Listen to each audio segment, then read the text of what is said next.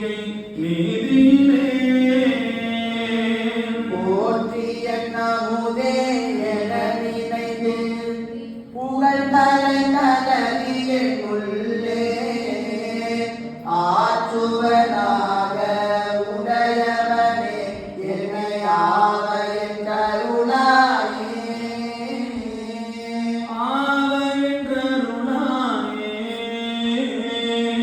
ஆவையின் கருளாயே என்னை உடையவனே ஆவையின் கருளாயே